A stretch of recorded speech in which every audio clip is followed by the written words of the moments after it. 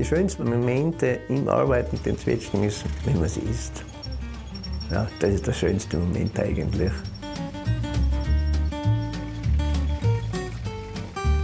Ich bin Landwirt und betreibe hier in Stanz bei Landeck die Gikkos-Brennerei.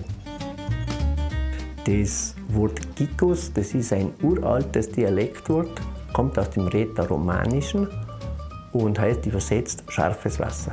Für uns da in Stanz bei Landeck da passend. Wir haben 600 Einwohner und es gibt bei uns da 55 Brennereien und das ist die höchste Brennereidichte Europas. Praktisch gesagt, in jedem dritten Haus wird bei uns Schnaps gebrannt.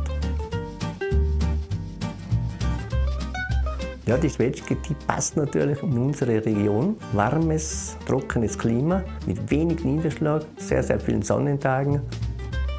Es ist ein altes, traditionelles Wissen darum, das was auch immer ständig mit neuem Wissen angereichert werden muss, weil sich Bedingungen ändern. Bei uns im Betrieb wird das traditionelle Doppelbrandverfahren verwendet. Das traditionell wird immer schon gemacht und ist das schonendste Verfahren zur Herstellung von Schnaps. Und auch natürlich das zeitaufwendigste Verfahren. Dass man schon als Kinder beim Brennen dabei war und da hat man immer den kleinen Finger dazu verwenden dürfen, um irgendwie das Obst zu erkennen. Und von da weg beginnt eigentlich diese Leidenschaft für Obst, die Leidenschaft für Brennen. Und das ist eigentlich bei uns in die Wiege gelegt.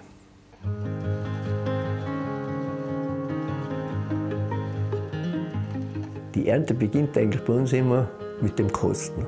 Ja. Wir kosten und sagen, jawohl, sie ist gut, sie ist reif. Und dann ist auch der beste Erntezeitpunkt da. Steinobst braucht ein vollreifes Stadium, dass sie wirklich das Aroma entfalten kann, das, was man eigentlich an der Zwetschgen liebt. Lecker wahrscheinlich. Ja. Nach 2, 3 Tagen noch. Hunger darf man da nicht haben. Ja. Nein. Ja, man erkennt, in Kindern erkennt man immer, wenn sie ganz klein sind, die Interessen, wohin das sie irgendwann mal tendieren werden. Man darf es leider nicht übersehen.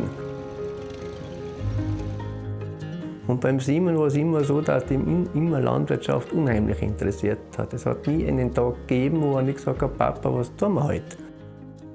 Ja, der Simon, der verfolgt eigentlich eine eigene Linie, der nennt er dann auch Simons Linie. Und er ist im Marmeladenbereich tätig, im Essigbereich, im Bereich von Säfte, neben dem Schnapsbereich.